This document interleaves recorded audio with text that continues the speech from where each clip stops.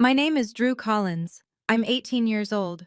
And 3 weeks before I was supposed to start college, I found out my parents stole $187,000 from me. My grandmother saved that money over 18 years. Every month. Every single month. So I could have a future. My parents drained it all to buy my brother a house. And when I asked why, my mother looked me straight in the eyes and said, "Because he's the one who actually matters in this family." I didn't scream. I didn't beg. I picked up the phone and called my grandmother. What she did next made the evening news. Before we begin, if you connect with this story, please take a moment to like and subscribe, but only if it truly speaks to you. Tell me in the comments, where are you watching from and what time is it there? Now let me take you back to 3 weeks ago, the day one phone call changed everything. I grew up in Ridgemont, small town, 12,000 people, the kind of place where everyone waves from their porch and nobody locks the front door. Our house sat on Oak Street, a brown ranch style with a patchy lawn and a basketball hoop Tyler stopped using years ago. 4 of us lived there: Mom, Dad, my older brother Tyler, and me. On paper, a normal family. In practice, a ranking system. Tyler was the sun. I was background noise. He dropped out of college his sophomore year. His mom threw him a dinner, called it a fresh start celebration. He quit 3 jobs in 2 years. Mom called each boss ungrateful. He moved back home at 24. Mom redecorated his old room. Me? I made honor roll every semester. I joined debate team, worked part-time at the coffee shop on Birch Avenue starting at 15, bought my own textbooks, my own clothes, never asked for gas money. And every time I brought something home, a trophy, a grade report, an acceptance letter, Mom would glance up from whatever she was doing and say, "That's nice, Drew." I remember one evening specifically, junior year. I walked in with a report card, straight A's again, and Mom was on the phone with Tyler. She waved me off without looking, pointed at the kitchen counter. I set the report card down. It was still there 3 days later, unopened. Dad sat at the end of the table most nights, quiet, eyes on his plate. He never said I didn't matter. He just never said I did. The only person who ever made me feel like I counted was my grandmother, Grandma Ruth. She told me when I was 10, "This money is yours, sweetheart. I saved it for your future." I never doubted that. Not once. I didn't know Mom had started draining the account the previous November. Let me tell you about my brother, Tyler Collins, 26, tall, easy smile, the kind of guy who walks into a room and everyone likes him. He got that from Mom. The charm. But the way people just gravitate. What he didn't get was follow-through. He enrolled at State, lasted 3 semesters, then told Mom the professors didn't understand his potential. She agreed. He tried sales, quit. Tried bartending, fired. Tried freelance graphic design, which mostly meant sitting in his apartment scrolling Reddit while invoices went unpaid.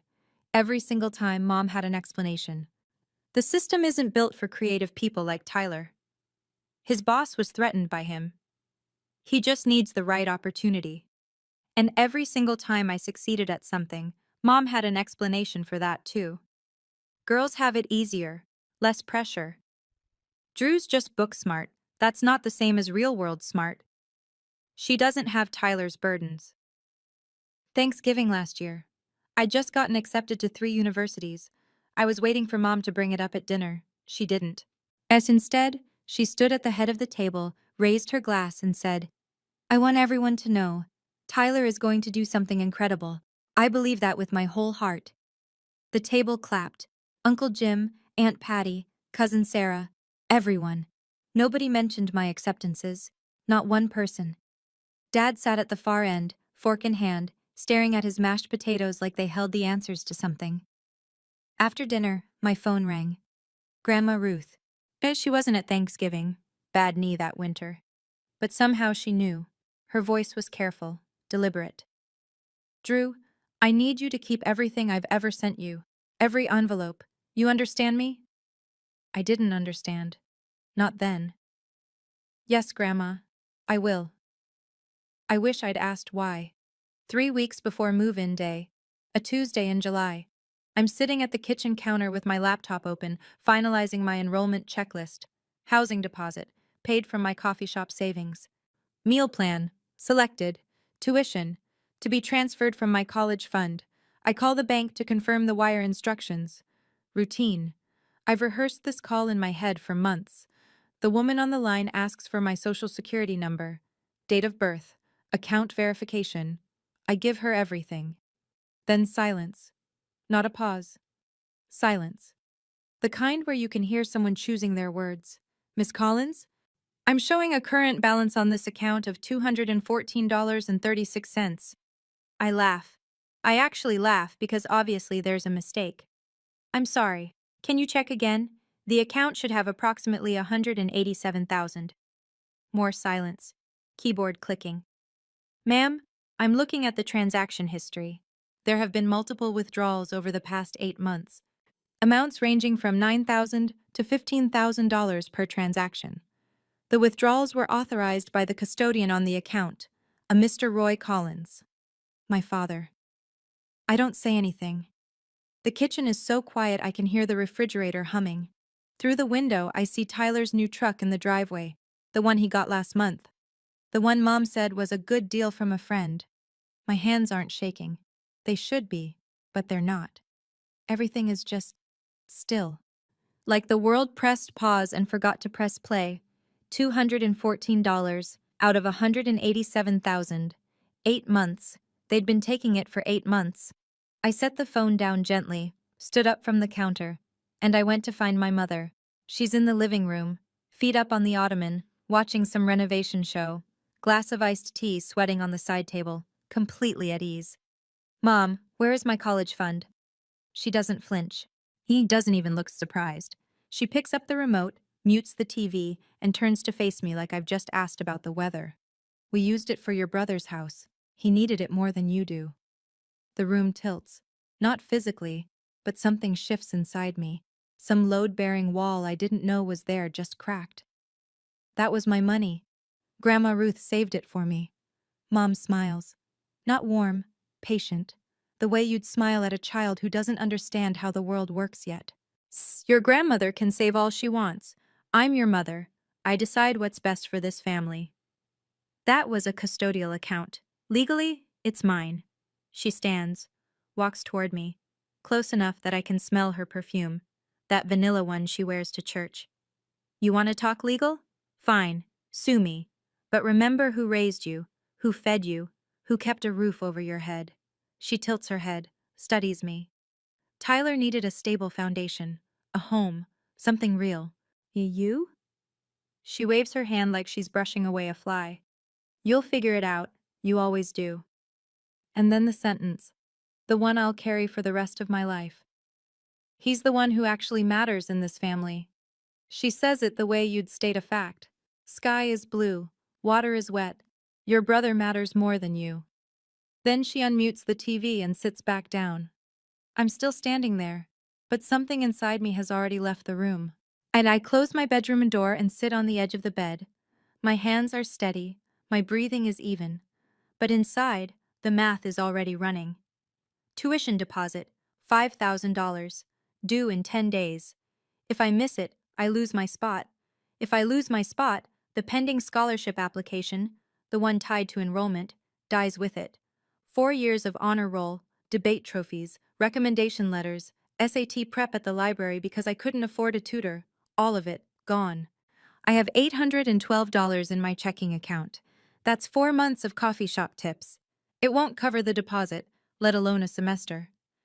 I run through options. Student loans. I'd need a cosigner.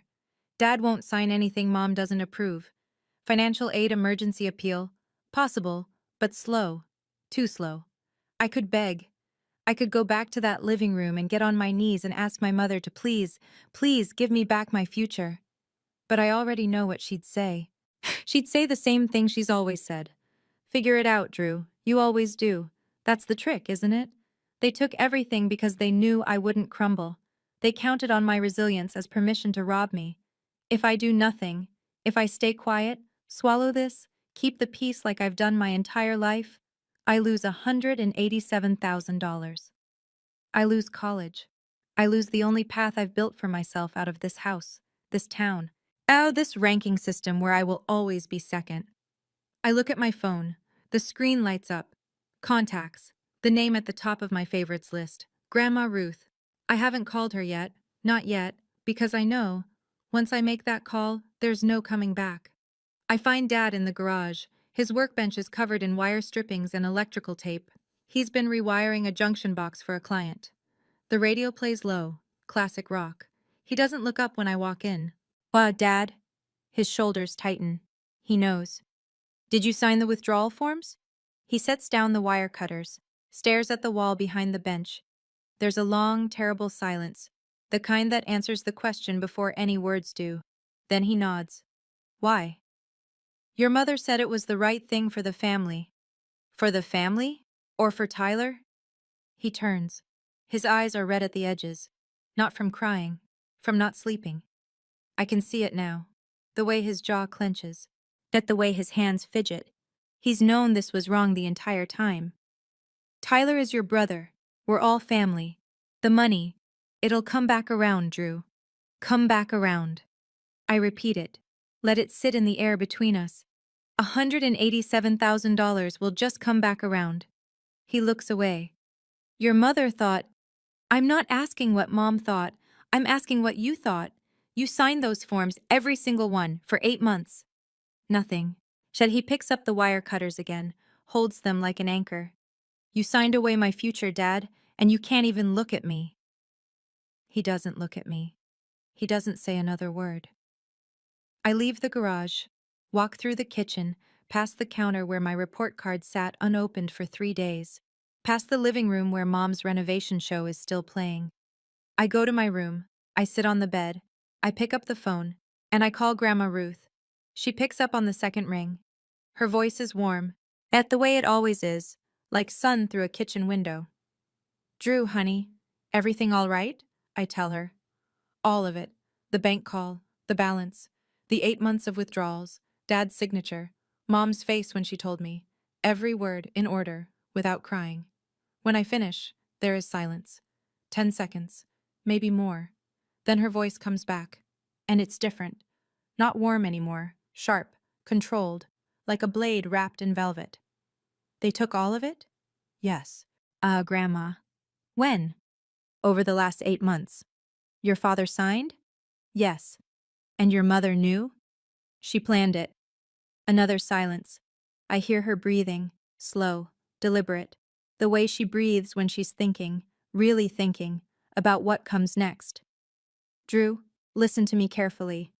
Her voice is steady now. No tremor, no hesitation. That money is yours, not theirs, not the family's. Yours. Do you understand me? Yes, ma'am. I have every document, every single one. From the day I opened that account. Something in my chest loosens. Not relief exactly, more like the moment you realize you're not alone in a dark room. Grandma, I don't know what to do. You don't need to know yet. That's what I'm here for. A pause. Are you safe? Do you need to come to my house tonight? I'm okay. Tomorrow morning, 8 o'clock. My kitchen table. Bring everything I've ever mailed you. Every envelope, every letter, every document. But can you do that? Yes. Good. Get some sleep, sweetheart. We have work to do. I hang up and stare at the ceiling. She'd kept copies, all 18 years. She'd kept everything. I wonder, had she always known this might happen? Morning. I'm pulling on my shoes by the front door when Mom appears in the hallway. Hair done, lipstick on, arms crossed. Where are you going? Grandma's house. Her face changes. Not anger, something colder. Recognition. It's like she's been waiting for this move and already has a counter prepared. You called your grandmother about this. It's her money she saved. She deserves to know. Mom steps closer. Her chin trembles, right on cue.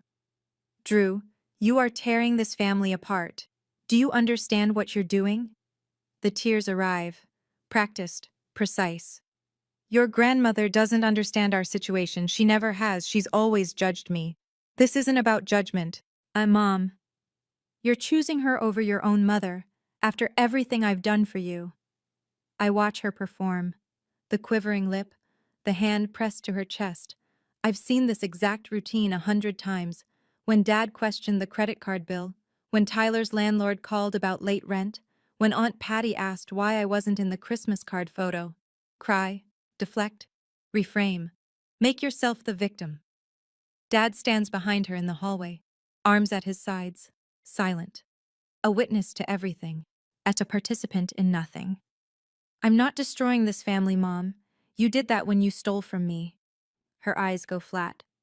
The tears stop like someone turned off a faucet. Be very careful, Drew. I step past her. She doesn't move to block me.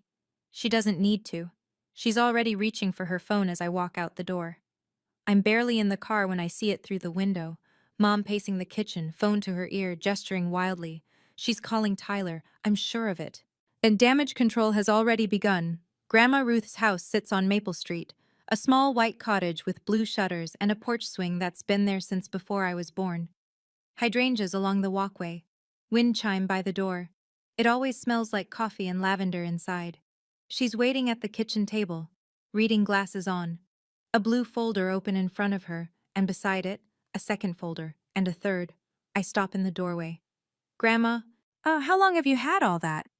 18 years, she says without looking up. Sit down. I sit. She slides the first folder across the table. Inside, the original UTMA account opening document. My name, Drew Collins, beneficiary. Dad's name, Roy Collins, custodian. Dated the month I was born, notarized. Second folder, annual account statements, every single year.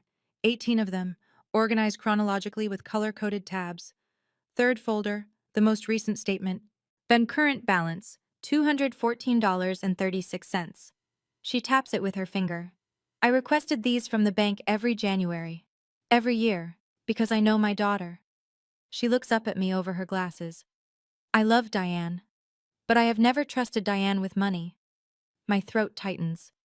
You knew this could happen. I hoped it wouldn't.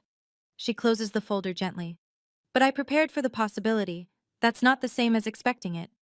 She stands, pours me coffee without asking, sets the mug in front of me. I'm calling Margaret Bowen this morning. She's the best estate attorney in this county, and then we're going to get back every cent that belongs to you. I wrap my hands around the mug. Grandma, she's your daughter. Ruth Hartwell looks at me. Her eyes are steady, clear, 74 years old, and absolutely unshakable. And you're my granddaughter, and what she did is a crime. But she did more than call a lawyer, much more than I could have imagined. And Margaret Bowen arrives at 2 that afternoon. She drives a silver sedan, wears a navy blazer even in July, and carries a leather briefcase that looks like it's survived 30 years of courtrooms. 60 years old, gray hair pinned back, handshake like a vice. She sits at Grandma Ruth's kitchen table, puts on reading glasses, and goes through every document in those blue folders, page by page. 20 minutes of silence except for the occasional sound of paper turning. And then she takes off her glasses and sets them down. Mrs. Hartwell, this is straightforward. She looks at me. Drew, this is a UTMA account, Uniform Transfers to Minors Act. The money in this account has belonged to you since the day your grandmother deposited it. Your father was named as custodian, meaning he had a fiduciary duty to manage it solely for your benefit. She taps the final statement. At withdrawing $187,000 to purchase a home for another family member is not managing it for your benefit. It is a clear violation of fiduciary duty, and given the amount, this constitutes felony theft of custodial funds under state statute. The word felony hangs in the air like smoke. What are Drew's options? Grandma Ruth asks. 2 paths: civil lawsuit for restitution, getting the money back, and a criminal complaint filed with the district attorney's office. Margaret pauses. You can pursue one or both. Ruth looks at me. I look at her. She doesn't tell me what to do. She never has. She just nods, once, and waits. Both, I say. Margaret writes something in her notebook and closes it. I'll file the complaint tomorrow morning. I'll need both of you available for statements. She shakes our hands at the door, firm, professional. The wheels are turning now. And they don't stop for anyone. After Margaret leaves, I expect Grandma Ruth to sit back down, rest, process. She doesn't. She picks up her phone and scrolls through her contacts with the focus of a woman who has already mapped out her next 3 moves. Grandma, what are you doing? Calling Karen Avery. I blink. Karen Avery, the reporter, Channel 7. She was my student, class of 2003. Good head on her shoulders, honest. Grandma, are you sure? That's public. Everyone will know. Ruth sets the phone on the table and looks at me. Really looks at me. Not with anger, not with urgency, with the calm certainty of someone who has watched her daughter rewrite the truth for 40 years. Drew, listen to me. Diane is already controlling the story. I guarantee she's called 5 people this morning and told them this is a misunderstanding, a family squabble. She'll go to church on Sunday and shake hands and smile and say her mother is being difficult. She leans forward. Your mother has survived every crisis in her life by making sure nobody hears the other side. She relies on our silence. That's how she operates. That's how she's always operated. I think about the Facebook post I know is coming, the one where Mom casts herself as the victim. I think about how convincing she is, how she cried this morning on command, how even I, my who knows better, almost believed her. If we stay quiet, Ruth says, she turns this into a family disagreement. The DA sees a he said, she said, and she walks away. She picks up the phone again. I didn't save that money for 18 years to let my daughter steal it in silence. She dials. I sit at the table and realize my grandmother isn't just angry, she has a plan, and I have no idea yet how far it will go. By that evening, Mom is in full operation. My phone buzzes 11 times between 6 and 9 p.m. I don't answer. She calls Grandma Ruth. No answer. She texts us both. This is a family matter. You are destroying everything. Tyler will pay it back. Just give us time. But time is exactly what she used to take the money in the first place. 8 months of time. Quiet, calculated, month after month. Tyler calls me at 8:30. I pick up this one. Drew, Mom says you went to Grandma's. She's freaking out. She told me to come over there and smooth things over. Tyler, did you know where the money for your house came from? Silence. Then, Mom said she took out a home equity line. That's what the paperwork showed. There was no home equity line. She lied to you too. More silence. I can hear him breathing. Drew, Listen, let me talk to Grandma. I can fix this. You can't fix this, Tyler. It's already broken. I hang up, set the phone face down. And meanwhile, and I don't find this out until the next morning, Mom is calling neighbors, friends from church, posting in the Ridgemont Community Facebook group at 9:47 p.m. Please pray for our family. My mother is trying to tear us apart over a misunderstanding about finances. I've always put my children first. I just ask for your prayers and understanding during this painful time. 62 reactions by midnight. Hearts, prayer hands. Stay strong. And Diane. She was already rewriting the story. That's what she does. She was never going to stop. Not until someone told the truth louder. And right about then, I didn't know. But Grandma Ruth was sitting in her kitchen, drafting an email to Karen Avery with 3 blue folders at her elbow. I sat in my room that night staring at Mom's Facebook post. 62 people sending her prayers. And I thought, am I the one in the wrong here? She called it a misunderstanding. A part of me, and the part that spent 18 years wanting her to love me, wanted to believe that. But $214 in my account is not a misunderstanding. That's a choice. And her choice didn't include me.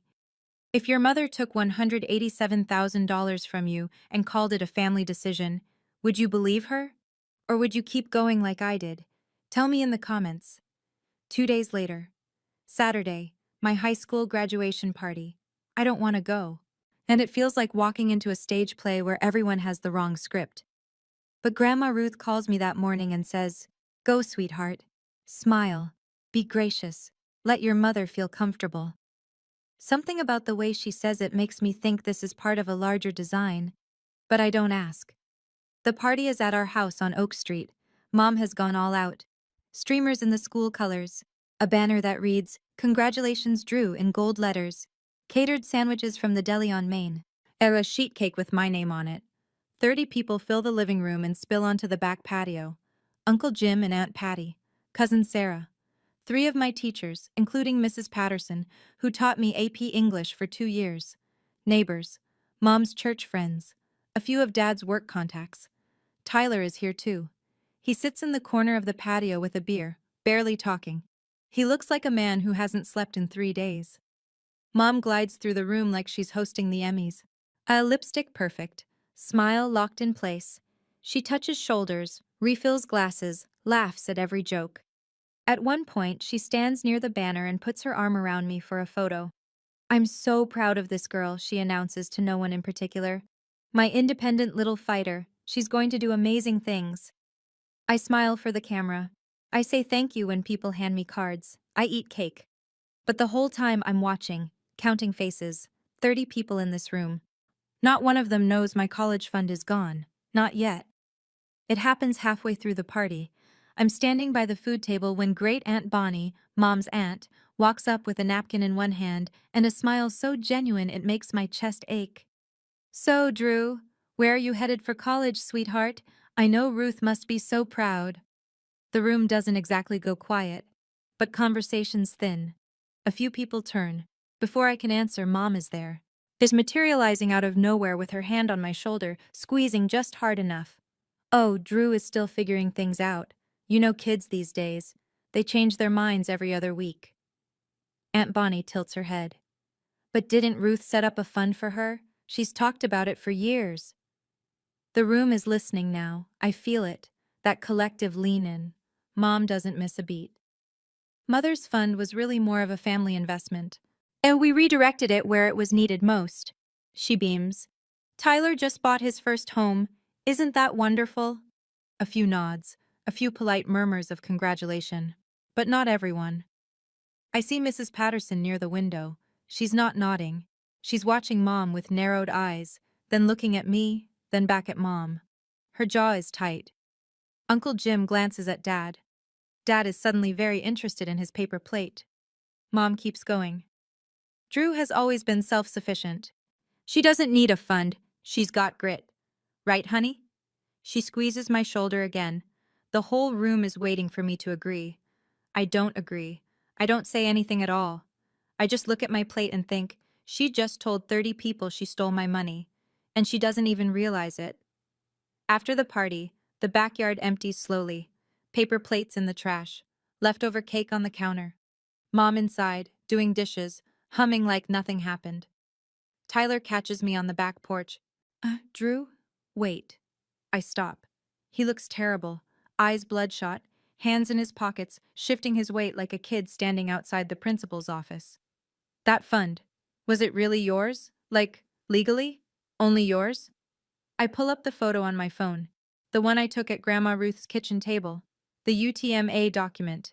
His eyes scan it. Beneficiary, Drew Collins. Custodian, Roy Collins. No mention of Tyler. No mention of Diane. No mention of family. His face drains of color. "Oh, I didn't know," he says, almost a whisper. "Drew, I swear to God, I didn't know." "I believe you." Mom said, she told me it was a home equity line of credit. She showed me paperwork. She said it was all legitimate. "There was no line of credit, Tyler." He sits down on the porch step, puts his head in his hands. For a long moment, neither of us says anything. The crickets are loud. A car passes on Oak Street. "What do you want me to do?" he asks. I sit down next to him, not close. But next to him. "I don't want anything from you. I just want what's mine." He nods, slowly, like the weight of it is settling into his bones. "She lied to me too," he says quietly. "She looked me right in the face and lied." "Yeah," I say. "She did." We sit there in the half-dark, 2 siblings on opposite sides of a theft neither of us planned. And for the first time in our lives, we're on the same page. But I know, same page doesn't mean same ending. Monday morning. And Mom opens the mailbox and finds an envelope from the law office of Margaret Bowen. I know this because I hear her scream from inside my bedroom, not a word. A sound, raw, furious, like an animal caught in a trap. 30 seconds later, she's banging on my door. "You're pressing charges? Against your own parents?" I open the door. She's holding the letter, Formal demand for restitution. Notice of criminal complaint filed with the district attorney. Are you out of your mind? Drew? You stole $187,000 from me, from a custodial account. That's a felony. This is our family. This is not. This is not something you take to a courthouse. I don't raise my voice. I don't need to. The facts do the work. You had 8 months to tell me. You chose not to. This is the consequence. And then, the shift. The tears again, right on schedule. She crumples the letter against her chest. Her lip quivers. Her voice drops to that wounded whisper she's perfected over decades. I was trying to help this family. Both my children. You don't know the pressure I've been under. Tyler didn't need my college fund, Mom. Her eyes harden. The tears evaporate. And there she is, the real Diane. Not the martyr, not the devoted mother, the woman who looked at her daughter's future and decided it was currency. If you go through with this, she says, voice flat, you will never be part of this family again. I hold her gaze. I already wasn't. She stares at me for 3 full seconds. Then she turns, walks down the hall, and slams the bedroom door so hard the family photos rattle on the wall. The next morning, Grandma Ruth called Karen Avery, and everything changed. Karen Avery arrives at Grandma Ruth's house on Wednesday at 10 a.m., a cameraman, a field producer, a gray Channel 7 van parked on Maple Street. Karen is in her early 40s, and sharp eyes. She shakes Grandma Ruth's hand at the door and says, Mrs. Hartwell, I haven't seen you since sophomore English. You were a terrible speller, Ruth says, but an excellent listener. That's what matters today. They sit at the kitchen table. The blue folders are open, camera rolling. Ruth tells the story the way she does everything, calmly, completely without embellishment. 18 years of saving. $500 to $800 a month from a teacher's salary and pension. A total of $187,000, including investment returns, all deposited into a custodial UTMA account for her granddaughter, Drew Collins. She slides the documents across the table. Opening paperwork, annual statements. The final balance, $214. My daughter and her husband withdrew every penny, she says, looking directly into the camera. They used it to purchase a house for their son, not for Drew. Drew did not receive a single cent. Karen asks, And you're filing criminal charges against your own daughter? Ruth folds her hands, steady, unshakable. I love my daughter. I will always love my daughter. But I love justice more. And Drew deserves justice. That money was never mine to give Diane. It was never Diane's to take. It belonged to Drew from the day I deposited the first dollar. The camera holds on her face for a long moment. 74 years old, retired schoolteacher, backbone of steel. Karen Avery thanks her, packs up, and tells us the segment will air on Thursday evening's broadcast. 48 hours. In 48 hours, the whole town will know. Thursday, 6 o'clock news. I watch from Grandma Ruth's living room. She sits in her armchair, hands folded in her lap, eyes on the screen. And neither of us speaks. The segment runs 4 minutes. Karen Avery narrates over B-roll of our town, the courthouse, the bank on Main Street, the high school. Then Grandma Ruth's face fills the screen. Her voice, steady and clear, carrying the truth into 12,000 living rooms. Grandmother accuses daughter of stealing grandchild's $187,000 college fund. It goes exactly the way you'd expect, and then further. By 8 p.m., the Ridgemont Community Facebook group is on fire. Oh, hundreds of comments, shares, people tagging people. Mrs. Patterson, my AP English teacher, writes, I taught Drew Collins for 4 years. She earned every grade, every award, every opportunity. That girl deserves better than this. 87 likes in 20 minutes.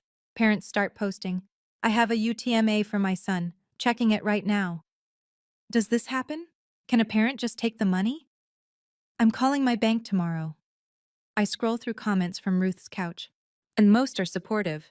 A few are cautious. There are 2 sides to every story. But when Karen Avery posts a link to a legal explainer about custodial accounts, even the cautious ones go quiet. Mom is watching. I know because Tyler texts me at 8:22 p.m. Mom saw the news. She tried to call the station. They wouldn't pull it. Then a second text. I saw it too. I'm so sorry, Drew. I'm going to make this right. The story gets picked up by a station at the state level by Friday morning. Ridgemont has never seen anything like this, and it's only the beginning. Mom's counterattack comes Friday at noon, a long, carefully worded Facebook post on her personal page. The story you saw on the news tells only one side. I am a loving mother who has sacrificed everything for both my children. The funds were used for our family's future. My mother and I have had our differences for years, and I'm heartbroken that she chose to make them public. I ask for privacy, compassion, and prayers during this incredibly difficult time. It gets 114 reactions in the first hour, but something interesting happens underneath. The comments split, and not in her favor. Diane, a custodial account belongs to the child. That's the law. I've known Ruth Hartwell for 30 years. She doesn't lie. If it was a family decision, why didn't Drew know about it? One by one, the prayer hands thin out, the stay strong messages slow. People who were at my graduation party start going quiet. Uncle Jim deletes his comment. Mom gets removed from the Ridgemont Women's Auxiliary Group on Saturday.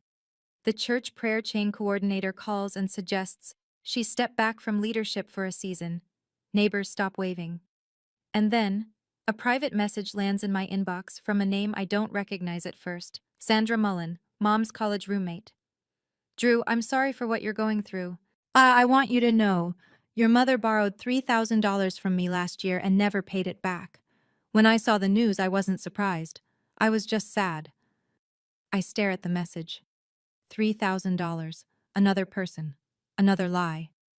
Mom's narrative is collapsing, not because anyone is attacking her, but because the truth has its own gravity.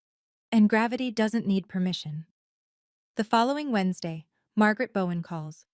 Drew, I have an update. The district attorney's office has formally opened an investigation. They've subpoenaed the bank records. I'm sitting on Grandma Ruth's porch. It's a warm morning. The wind chime is turning slowly. What does that mean exactly? It means they're reviewing every withdrawal, every authorization, every signature. With $187,000 in documented custodial transfers used for a non-beneficiary purchase, this is textbook. But I would be very surprised if charges aren't filed. Textbook. My family reduced to a legal textbook example. What kind of charges? Felony theft. Given the amount, both your mother and father could face serious consequences. We're talking probation at minimum, potential prison time at maximum. I close my eyes. The wind chime makes a soft, clear sound. Is there a way? If they pay it back, can this stop? Restitution can be a mitigating factor in sentencing, but the DA makes charging decisions independently. Once the complaint is filed, it's not yours to withdraw. I call Grandma Ruth after I hang up. She's inside, making lunch. I'm scared, Grandma. Of what? That they'll actually go to prison. They're my parents. Ruth is quiet for a moment. A long moment. And when she speaks, her voice is the gentlest it's been through all of this. Drew, you didn't put them there. They put themselves there. Every signature, every withdrawal, every lie. But that was their choice, not yours. I nod, even though she can't see me through the screen door. Now come inside. Soup's getting cold. I go inside. I eat the soup. But my mind is somewhere else. Because Tyler is about to do something none of us expected. Tyler calls on a Friday afternoon. His voice sounds different, quieter, older somehow. Drew, I talked to a lawyer. My own lawyer, not Mom's. Okay. I'm giving back the house. I'm standing in Grandma Ruth's kitchen as I set down the glass I'm holding. Tyler, the house is in your name. I know. And it was bought with your money. I can't live in it. I've been lying awake every night staring at the ceiling of a house my little sister paid for without knowing it. I'm done. He tells me the plan. He'll list the house for sale. The proceeds go directly into a restitution account. Margaret Bowen will oversee the transfer. Clean, legal, documented. My lawyer says I'm not legally obligated, Tyler continues. I wasn't the custodian. I didn't sign anything. I didn't know. Then why are you doing this? Because it's right, and because... He pauses. His voice cracks just slightly. Because I can't be the person Mom turned me into. I won't. I don't say anything for a moment. The kitchen is quiet. Grandma Ruth is in the next room. I can hear her turning pages. Tyler, she told you it was a loan. She told me a lot of things. Another pause. I went through the paperwork she gave me. Bet the home equity line of credit documents? They're fake, Drew. There's no HELOC, no lender, no loan number. She fabricated them. The air leaves my lungs. Mom didn't just steal from me. She built a paper trail of lies to cover it. She forged documents. She lied to her own son's face. Thank you, Tyler, I say, because it's all I can manage. Don't thank me. I should have asked questions a long time ago. He hangs up. I sit down at the table and stare at the wall. This family is broken. But maybe not all of it. 2 weeks later, the DA makes it official. Diane Collins and Roy Collins are formally charged with felony theft of custodial funds. The amount? $187,000. The charge? Misappropriation of UTMA assets held in fiduciary trust for a minor beneficiary. Karen Avery runs the update on Thursday's broadcast. Ridgemont couple faces felony charges after allegedly draining granddaughter's college fund. Mom hires a defense attorney. That his strategy is predictable. Argue that as custodian, Roy believed he was acting within his rights, that the family understood the funds to be collective. A misunderstanding of custodial obligations. But the bank records tell a different story. 9,000 here, 12,000 there, 15,000. Spread over 8 months, just below the reporting thresholds that would trigger automatic alerts. Calculated, deliberate, not a misunderstanding, a strategy. And then Tyler's revelation about the fabricated HELOC documents reaches the DA. That changes everything. Falsified paperwork turns a bad decision into premeditation. Roy, through his lawyer, approaches the DA with a plea offer. He wants to cooperate, admit fault, accept responsibility. Mom refuses. She's still fighting, still insisting this was her right as a mother. I watch the news from Grandma Ruth's living room. The same armchair, the same folded hands. I didn't want them in court, I say to no one in particular. I wanted them to be my parents. Ruth reaches over and squeezes my hand. She doesn't say anything. She doesn't need to. Outside, the streetlight on Maple flickers on. The sun is going down over Ridgemont, and the Collins family, whatever that word used to mean, will never be the same.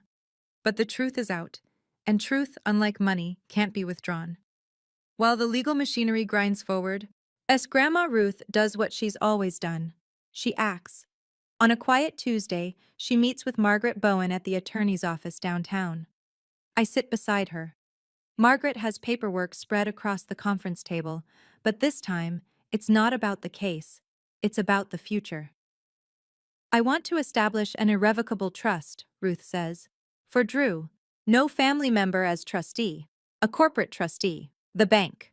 Margaret nods. That's the safest structure. No individual access except Drew, and only after she turns 21. Distributions limited to education and essential living expenses. Ruth opens her purse and pulls out a cashier's check. She slides it across the table. $42,000. I stare at it. Grandma, that's everything I have left. She says it plainly, like she's telling me the time. My savings, my pension reserve, everything that isn't this house and my Social Security. I can't take that. You're not taking it. I'm giving it. What, the same way I gave the first dollar 18 years ago. She puts her hand on mine. Her fingers are thin, warm. It's not 187,000, but it's enough to start. I cry. For the first time since this whole thing began, I sit in the lawyer's office and cry like I'm 10 years old. Ruth doesn't tell me to stop. She doesn't say it'll be okay. She just holds my hand and waits until I'm done. You are worth every penny, Drew. You always have been. Margaret files the trust paperwork that afternoon. $42,000. Protected, untouchable, waiting for me. My grandmother is 74 years old. She just gave away her entire safety net. For me. Because she believes I'm worth it. And for the first time in a long time, I believe it too. Consequences don't arrive all at once. They accumulate like snow on a roof. Quiet at first, then heavy enough to change the structure. As Mom gets let go from her part-time job at Ridgemont Floral.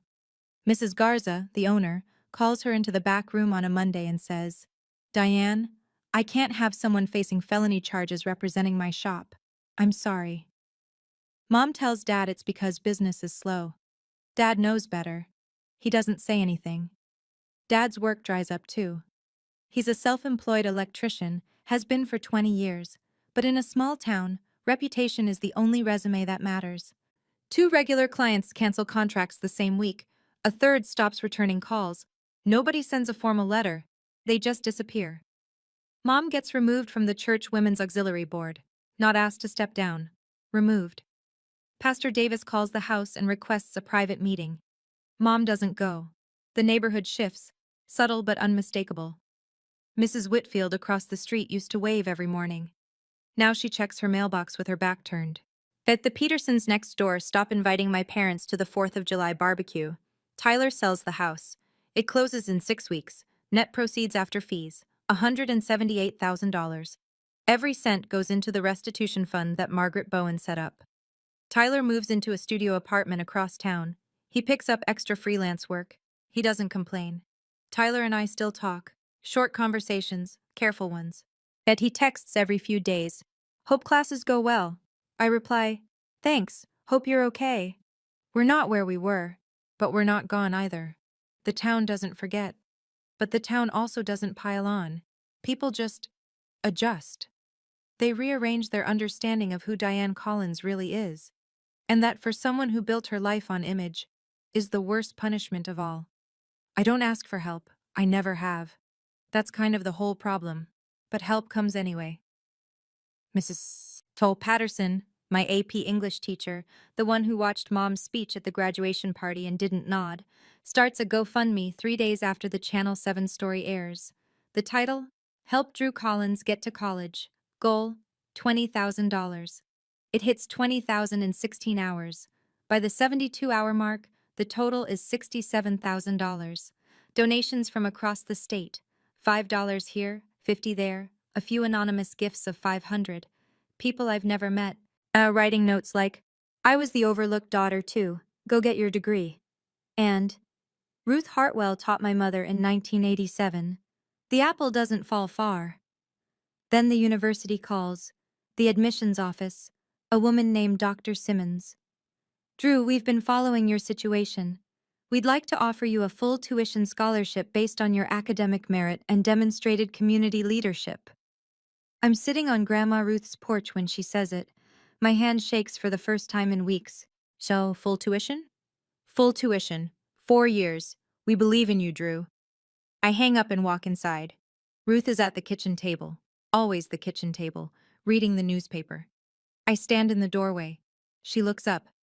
I got it, I say. Full scholarship. Her face doesn't change at first. Then her chin trembles. Then her eyes fill. And Ruth Hartwell, the woman who filed criminal charges against her own daughter without shedding a single tear, cries. And it's the only time I've ever heard her cry. I knew you would, she whispers. I always knew. The GoFundMe gets redirected to living expenses and books. Every dollar accounted for, every penny toward the future. And somewhere in the list of donors, an anonymous gift of $500. I find out later it was Tyler. 4 months later. October. The leaves on Maple Street have turned gold and the air smells like wood smoke in someone else's fireplace. Roy's plea deal goes through first. He pleads to misdemeanor theft, reduced from felony, in exchange for full cooperation and testimony. 3 years probation, $93,500 in restitution, his half. He stands in the courtroom in a gray suit that doesn't fit quite right and says, I accept responsibility, Your Honor. He doesn't look at me, but I see his hands trembling at his sides. Mom holds out longer. So she cycles through 3 arguments. The money was a family resource. She had custodial discretion. Ruth was acting out of spite. Her attorney pushes each one. The judge listens. The evidence speaks louder. The fabricated HELOC documents seal it. In the end, Diane Collins accepts a plea. Felony theft, reduced to Class 4. 5 years probation.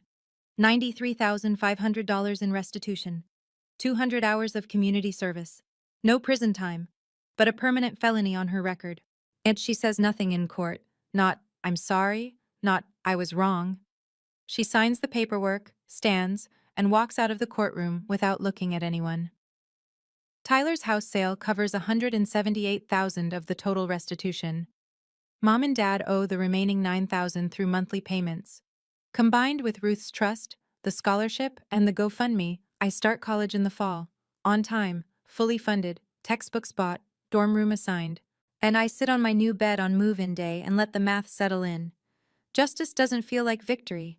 It feels like grief with a receipt. There was a moment, I keep thinking about it. If Mom had just said, "I'm sorry." 2 words. Would I have dropped the charges? I don't know. But she never said it, not once. Not even today. That's the part I keep coming back to. Not the money, not the courtroom. The silence where an apology should have been. And I sometimes wonder, if your parents did this to you, and they never once said they were sorry, even with the evidence in front of the judge, even with the whole town watching, could you forgive them? Or would you hold the line?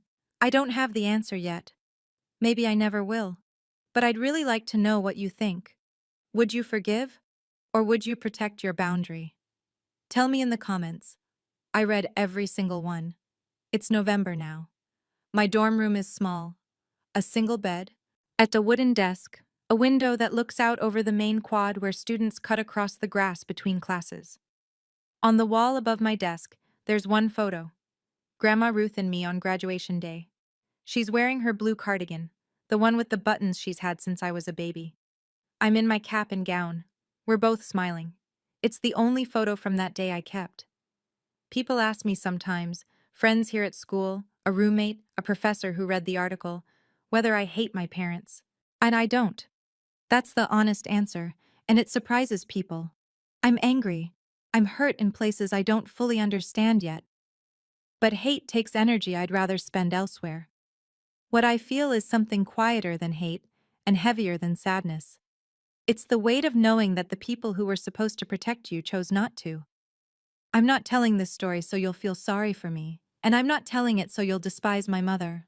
As I'm telling it because I spent 18 years believing that silence was strength, that if I was just good enough, quiet enough, easy enough, eventually I'd be seen. I was wrong. Silence wasn't strength. It was permission. And when I stopped giving permission, everything changed. If you're in a situation where someone in your family is taking from you, your money, your peace, your sense of self, I want you to hear this. Setting a boundary is not betrayal. It's not burning a bridge. It's building a door, one that only opens from your side.